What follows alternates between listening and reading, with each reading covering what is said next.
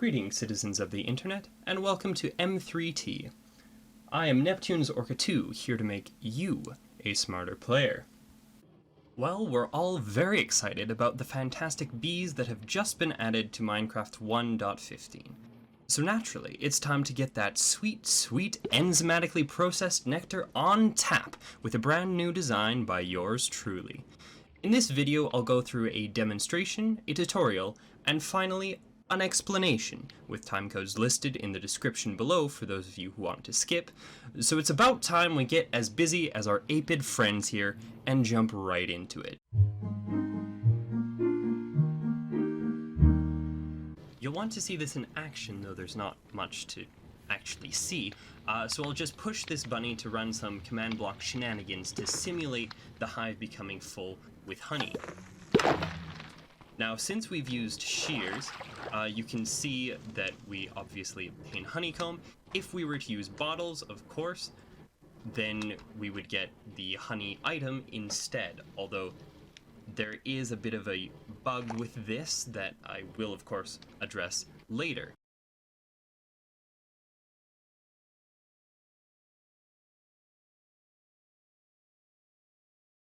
Now, that was all well and good, but I think it will be clearer if I use the magic of editing to show you what happened.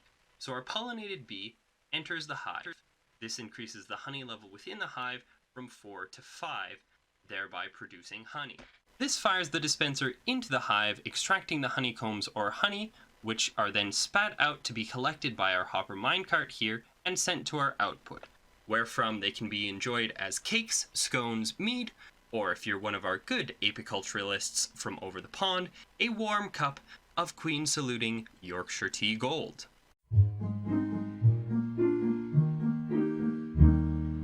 Each unit requires a volume of 2 by 8 by 6, although your first unit in a series is going to require one extra third block in this direction just to maximize the efficiency by containing the bees.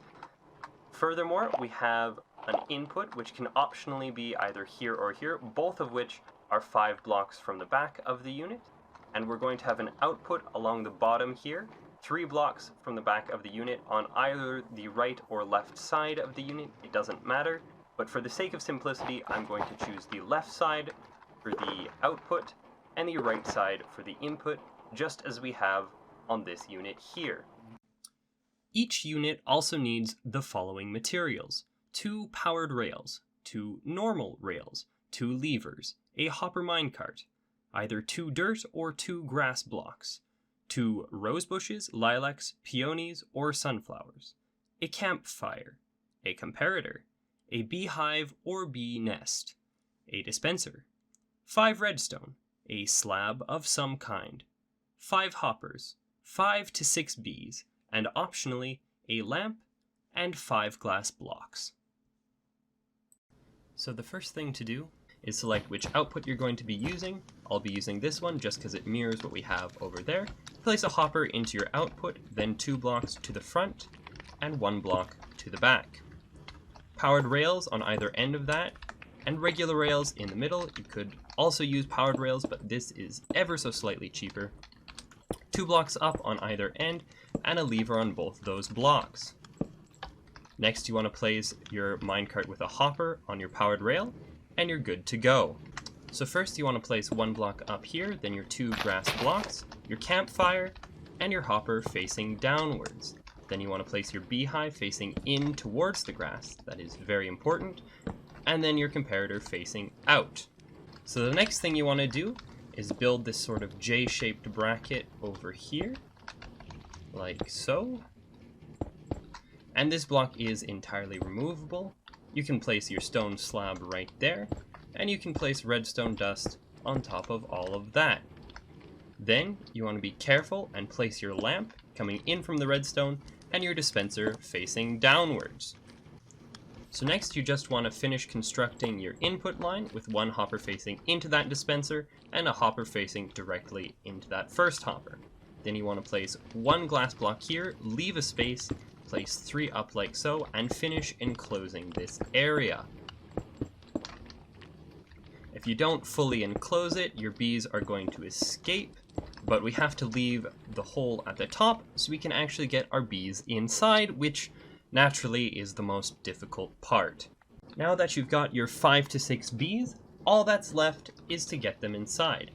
So to do this, you're going to use a third flower. You need 2 double height flowers to finish off the module, and a third flower just to attract the bees, which you're going to keep in your offhand.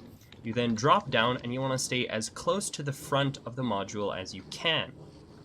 This is going to ensure that the bees are able to all get in without keeping you from getting out. You're going to place your first double height flower right there in front of you, and then it's time to pull a little sneaky. Now pulling this little sneaky takes a bit of quick reaction time, pre-planning, and good luck. First, you're going to need to throw an ender pearl out of the hole we left while making the module. It doesn't really matter which direction you throw it, just that after your throw, you have enough time to finish building the module.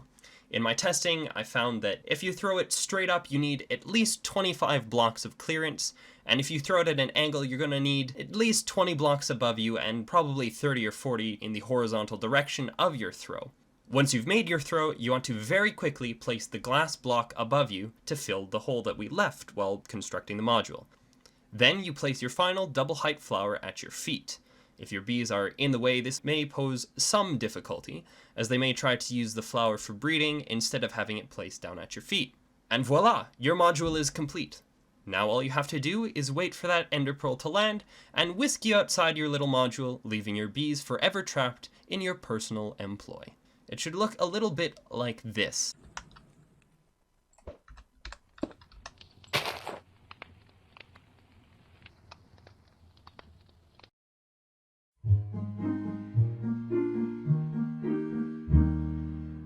So normally during the explanation phase, I'd talk about how this machine works. However, since I covered a lot of the how during the demonstration, I'm going to talk a little bit more about the design decisions that I made, so that if you want to modify this design, you'll be able to do so with an understanding of some of the core functionality. As you can see, I've hooked up several of these modules together so that all their outputs align into a single stream, and there's a single input that all of them can use. This was my intention from the very beginning, that you'd be able to simply tessellate several of these modules together, and in so doing, create a much larger farm. As a result, I should just be able to let this run completely unattended with a whole pile of bees working away at making me honey. The lamp isn't entirely necessary. You could just replace it with any ordinary block, and the machine would still work. However, the lamp is useful since it lets you know that things are working properly and your bees are still doing their job. If the lamp gets stuck in the on position, it's a pretty good indicator that something's gone wrong, and you'll need to manually fix it, usually that you've run out of shears or bottles.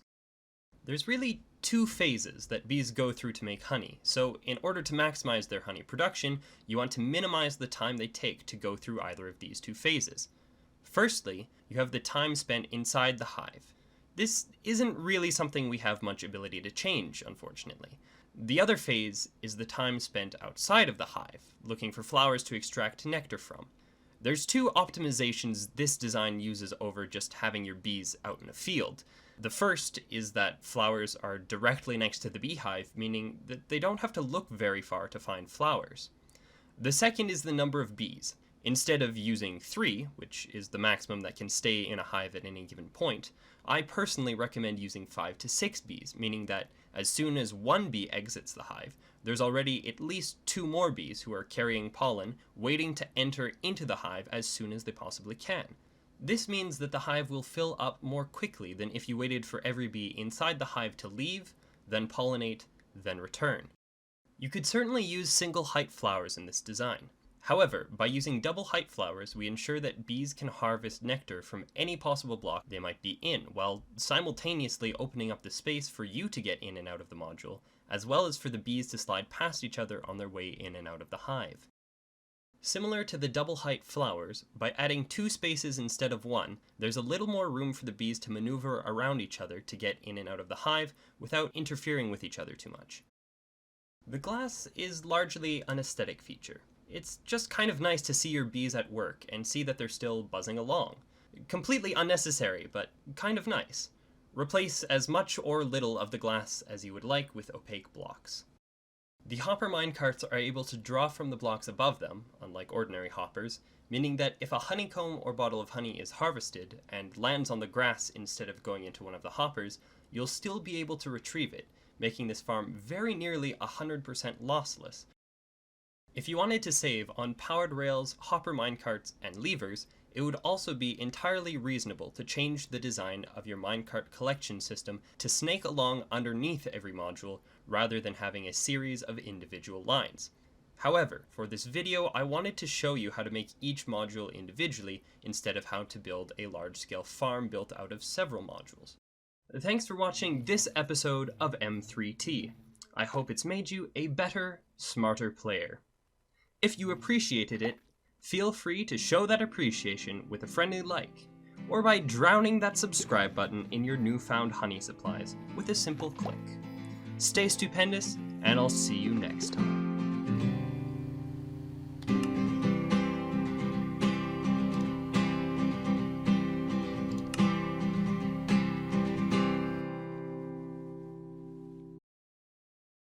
If I hadn't stumbled on my words, that would have been a perfect take.